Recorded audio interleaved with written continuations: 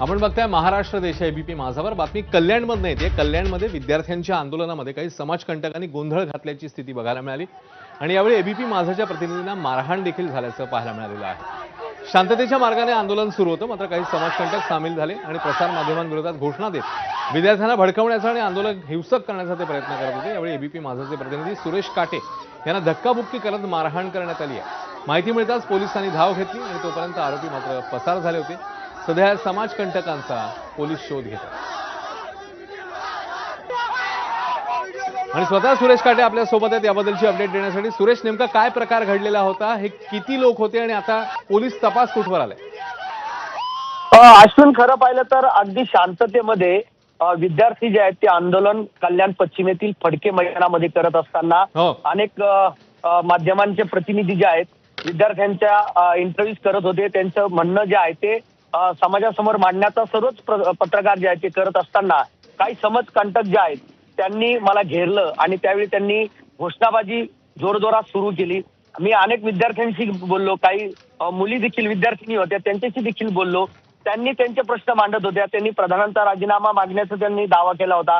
अनेक त्यांच्या मनातले प्रश्न जे आहेत ते माध्यमांसमोर मांडत असताना काही समाजकंटक जे आहेत ते 4 ते 5 टोळकी जी आहे ती जबरदस्तीने आपल्या एबीपी माझाचा लोगो बघितल्याच्या नंतर, होम आयडी बघितल्याच्या नंतर त्यांनी घोषणाबाजी सुरू केली आणि त्यानंतर खरं पाहिलं तर मी त्यांच्याशी बोलणारही नव्हतो, मात्र त्यांनी जबरदस्तीने आम्हाला बोलायचंय, आम्हाला आमचं म्हणणं मांडायचंय असं बोलल्याच्या नंतर मी त्यांच्या इंटरव्ह्यू देखील सुरू केल्या। त्यानंतर त्यांनी मोठा गोंधळ घातला। त्यांचे काही समर्थक होते ते विद्यार्थी बनून त्या ठिकाणी आले होते।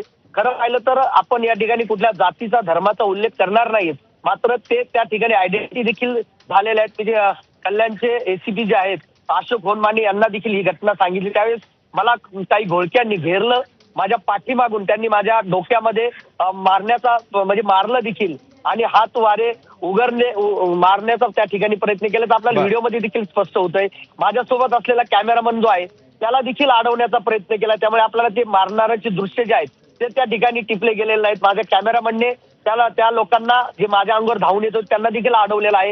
ही सगळी घटना मी त्या ठिकाणी खरं पाहिलं तर चिखल मोठ्या प्रमाणात होता, माखलेलो होतो आम्ही आणि तिथून आम्ही पुढे जात असताना एसीपी होनमाने यांना हा प्रकार सांगितला असता त्या ठिकाणी काही काँग्रेसचे खरं पाहिलं तर हे मला प्रामुख्याने आजच्या आंदोलनामध्ये प्रामुख्याने एक गोष्ट नमूद या ठिकाणी करायची की ज्या ठिकाणी जे आंदोलन करते जे विद्यार्थी होते त्यांना सपोर्ट करणारे काही काँग्रेसचे देखील काही कार्यकर्ते पदाधिकारी त्या ठिकाणी आले होते आणि त्यांच्यासोबत आलेले हे काही गुंडे जे होते ते देखील तिथे होते। त्यांनी आपल्याला एक प्रकारे खरं सुरेश, त्यामुळे आता येणाऱ्या काळामध्ये तपास कसा होतो या अनुषंगाने कसं या समाजकंटकांना हुडकून काढतायत पोलीस पाहणं महत्वाचं आहे। सुरेश, धन्यवाद। तू काळजी घे रिपोर्टिंग करताना, बातमीचे अपडेट्स घेत राहा।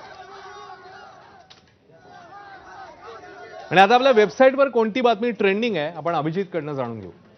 दिल्लीच्या राजकारणात मराठी